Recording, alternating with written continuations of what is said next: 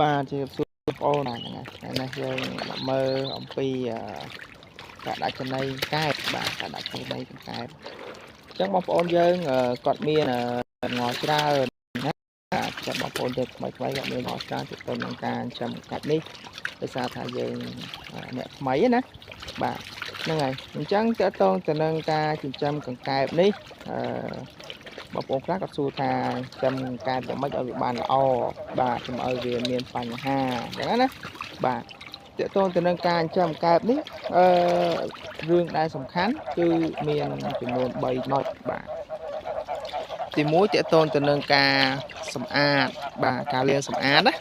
បាទការលាងសម្អាតហើយទី2តើតងទៅនឹងការដាក់ចំណីហើយមួយទៀតគឺទ្រុងណាបាទគឺទ្រុងយើងអញ្ចឹងតើតងនឹងការលាងសម្អាតហ្នឹងមិនថាជាសត្វកង្កែបឬក៏ជាសត្វអីផ្សេងទេបើសិនជាកន្លែងវារស់នៅវាអត់ស្អាតណាវាអត់ស្អាតវាតែងតែមានជំងឺឬក៏វាមិនសូវជាលូតលាស់មិនសូវជាស៊ីចំណីអីជាធម្មតាទេបាទហ្នឹងហើយប៉ុន្តែអាហ្នឹងវាជាចំណុចសាមញ្ញទេប៉ុន្តែភាគច្រើនបងប្អូនយើងគាត់មើលរំលងណាបាទគាត់ចូលចិត្តបដោតទៅលើការប្រើប្រាស់ថ្នាំប្រើប្រាស់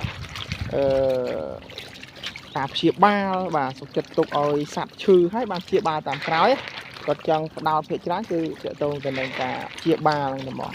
បាទតែជាចំណុចល្អគឺការសម្អាតទ្រុងបាទការផ្លាស់ប្ដូរទឹកហ្នឹងគឺរឿងសំខាន់ណាបាទហើយបើកាលណាយើងសម្អាតទៅវាបានស្អាតបាទយើងដូរទឹកមួយថ្ងៃម្ដងឬក៏យើង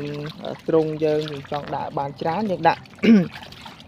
ច្រើនយើងត្រូវដូរទឹកមួយថ្ងៃ2ដងអញ្ចឹងណា1ម៉ែត្រការ៉េយើងដាក់100យើងដូរទឹកមួយថ្ងៃ2ដងទៅតែប្រហែល1ម៉ែត្រការ៉េយើងដាក់50អីទេឬក៏60អីទេមក